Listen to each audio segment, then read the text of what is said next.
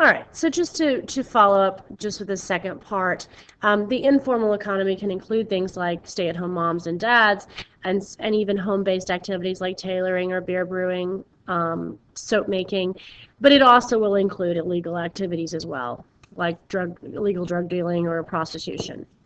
All of those would make up the informal economy.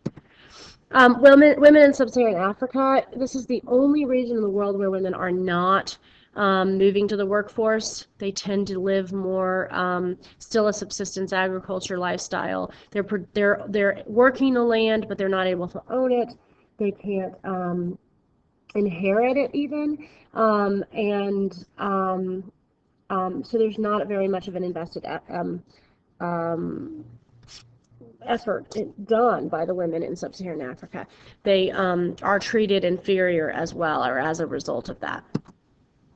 In India, we also have a power relationship that exists between the husband's family over the wife's family. A dowry is a payment that a wife's family pays when the marriage occurs.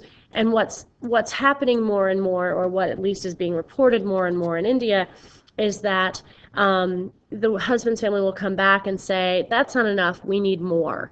And they will even so far as threaten to or actually burn or kill the bride when the dispute over the dowry exists. There have been, back to the dowry deaths, there have been the Family Courts Act, which set up certain court systems to help legislate these issues, not really legislate, but sort of work through some of these dowry death issues or dowry issues. Unfortunately, the courts are controlled by older men who want to keep the family together and don't really want to give more rights to the bride or the bride's family. So it's not helping a whole lot, but that is certainly another power relationship that exists.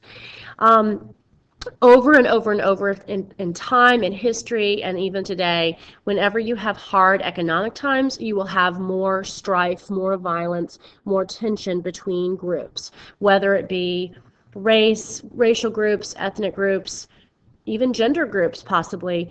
If people feel they can't provide for their family, or they can't get a job, or they can't support themselves, they tend to want to blame someone, and oftentimes it's a group that they feel is having a power relationship with them.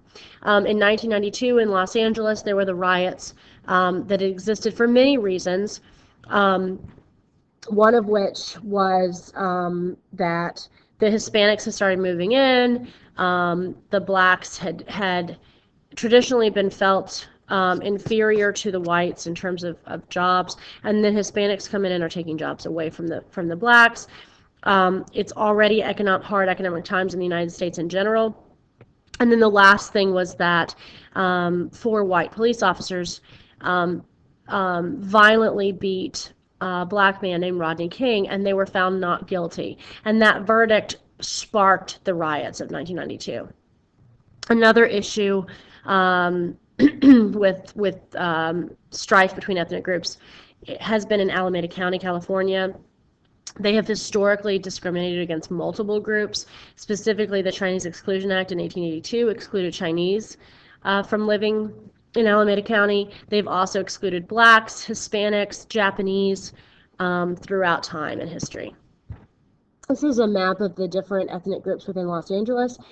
Hispanic is, of course, the predominant, and one of the terms from this chapter is going to be the barrioization, when the population of a neighborhood changes over to being predominantly Hispanic. And you will see this changing, but over time in certain areas, but that is a term to know. And that's it for the video lecture. I hope this helps quite a bit. Thanks.